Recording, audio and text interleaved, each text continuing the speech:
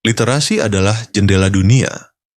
Tapi bagaimana perkembangan literasi di Indonesia? Mari kita telusuri bersama. Bagaimana budaya baca telah membentuk bangsa kita?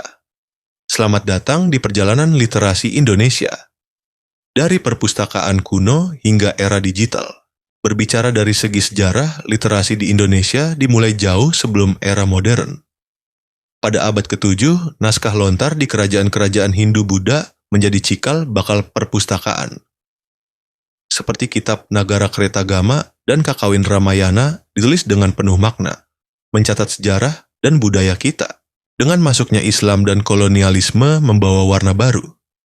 Pesantren menjadi pusat literasi dengan kitab-kitab Arab dan Jawi. Sementara itu, kolonial Belanda mendirikan perpustakaan kecil untuk administrasi. Dulu, akses baca masih terbatas pada elit. Namun sekarang lebih terbuka dan merangkul keberagaman. Setelah kemerdekaan, literasi menjadi prioritas.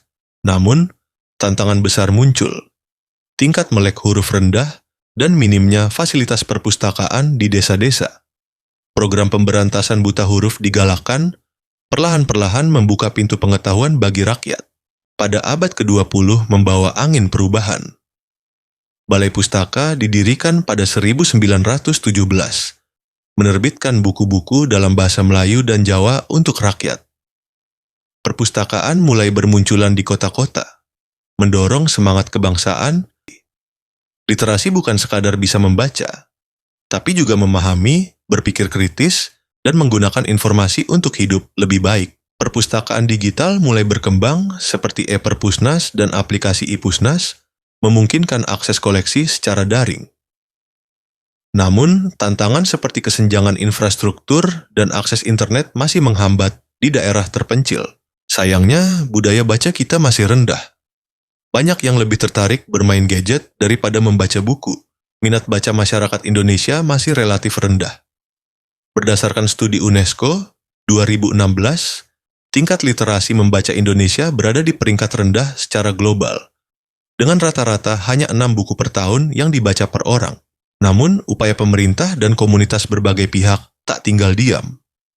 Pemerintah, sekolah, dan komunitas giat menggerakkan budaya baca, seperti Taman Baca Masyarakat dan Komunitas Baca. Program seperti Gerakan Literasi Nasional (GLN) sejak 2016 dan Kurikulum Merdeka menekankan penguatan literasi di sekolah. Namun, implementasi di lapangan masih terkendala oleh kualitas pendidikan yang tidak merata. Dalam hal ini, peran-peran guru dan keluarga memegang peran penting dalam menumbuhkan minat baca sejak usia dini, seperti guru membacakan cerita, orang tua mendampingi anak membaca. Adapun tantangan literasi fungsional. Banyak masyarakat hanya mampu membaca tanpa memahami atau menganalisis informasi secara kritis. Hal ini terlihat dari rendahnya kemampuan memilah hoaks di era digital. Mulai dari Sabang hingga Merauke, berbagai inovasi literasi yang luar biasa tumbuh subur di seluruh pelosok negeri. Contohnya, kita bisa melihat inisiatif seperti perpustakaan keliling menggunakan motor, pustaka motor, serta taman baca kreatif yang hadir untuk mendekatkan buku dan menumbuhkan minat baca di berbagai komunitas. Peran anak muda zaman sekarang juga ikut memajukan literasi lewat internet. Mereka bikin konten belajar yang seru, punya grup baca online biar bisa ngobrolin buku, dan bikin kampanye membaca di media sosial dan video blog. Semangat kolaborasi dari berbagai elemen masyarakat inilah yang menjadi kunci. Dengan kerjasama yang solid antara pemerintah, komunitas, pegiat literasi, hingga dukungan aktif dari generasi muda, masa depan literasi Indonesia akan semakin cerah dan menjanjikan. Perjalanan literasi Indonesia adalah cerminan semangat kita untuk terus belajar dan berkembang. Mari jadikan membaca sebagai bagian hidup kita.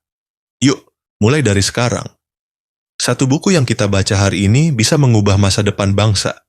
Kesimpulan perkembangan perpustakaan, budaya baca, dan literasi di Indonesia menunjukkan kemajuan, tetapi masih menghadapi tantangan struktural seperti akses, pendanaan, dan rendahnya minat baca. Kombinasi kebijakan pemerintah, pemanfaatan teknologi, dan partisipasi masyarakat dapat mempercepat peningkatan literasi dan budaya baca.